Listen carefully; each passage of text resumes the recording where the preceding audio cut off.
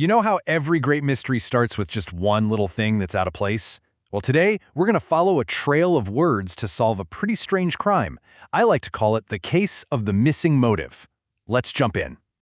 So, it all began when I got a call to a private study, and what I found was just complete chaos. It was pure chance, really. I just came across this room that had been absolutely ransacked. I'm talking papers thrown everywhere, books ripped off shelves. The place was a total wreck. And see, to ransack a place, it's not just a search. It's tearing it apart with this wild, almost frantic energy. This told me right away this wasn't some professional job. Nah, this was personal. And that phrase, to come across something, that's really key here. I wasn't looking for this case. It kind of found me. It was totally unexpected, and isn't that where all the best mysteries start? Then I met the owner, and things got even weirder. He was this reclusive guy, a numismatist, and his reaction to all this chaos was, well, nothing. He was completely inscrutable. I could not get a read on this guy at all. So what's a numismatist? Basically, it's someone who collects and studies rare coins and money. You'd think this study, filled with his priceless collection, would be like his sacred temple, but here it was, totally destroyed, and he looked unbothered. He was just inscrutable. I was looking for any sign of anger, fear, anything. But his face was a total blank wall. It was impossible to figure out what he was thinking, which made him as big a puzzle as the crime itself. Okay, so with a victim I can't read and a crime scene that makes no sense, I had to turn my attention to the people in his life. It was time to put together a little cast of characters, and let me tell you, a few suspects popped up real quick.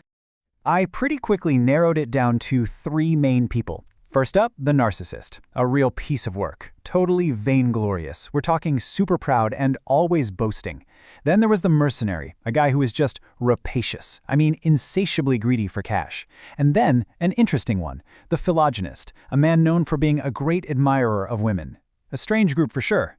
So as I started digging into the numismatist's life, these 3 characters, each with their own connection to him, well, they came along. They just sort of appeared on the scene, one after the other.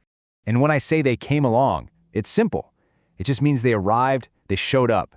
It almost felt like the story itself was pulling these suspects right into the spotlight. But here's the twist. Here's the part that changed everything.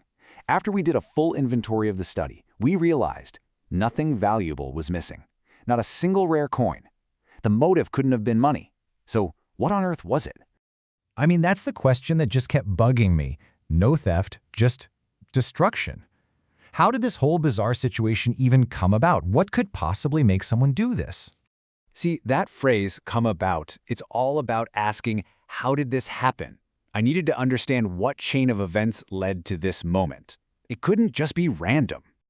I'm not gonna lie, I was stuck, completely stumped. So I went to an old mentor of mine, a retired detective, and under his tutelage, with his guidance, I finally started to fathom the truth that was hiding in plain sight. And to fathom something, that's not just knowing a fact. It's about understanding it on a deep level, after you've really chewed on it. The puzzle pieces were finally starting to click into place. My mentor helped me see it clearly. First, he pointed out the search was way too messy, too sporadic to be done by a professional thief. Second, the real goal wasn't to steal anything, it was to pique the owner's pride. And third, for a crime this weird to work, you'd need an accomplice who was, well, pretty gullible. And then, boom, it hit me. The motive wasn't greed, it was ego. The vainglorious narcissist just wanted to hurt the numismatist where it would sting the most, his precious collection. The whole goal was simply to pique his pride. So, to pique someone's pride means to wound their ego, to really get under their skin and provoke them. It's a psychological motive, not a financial one. The ransacking wasn't about finding something. It was about sending a message of complete and utter disrespect. But of course, the narcissist wasn't going to get their own hands dirty. They needed someone to do the grunt work. So they preyed on the rapacious mercenary, promising him a cut of some non-existent treasure. Turns out, for all his greed, the mercenary was shockingly gullible. And that was the final piece of the puzzle. The mercenary was so blinded by his own greed that he became gullible, super easy to fool into chasing a fantasy. He was just a pawn in the narcissist's twisted little game. So, With the motive uncovered and the culprits identified, the case was officially closed. And I was able to come away from the whole ordeal with a feeling I really hadn't expected, a deep sense of solace.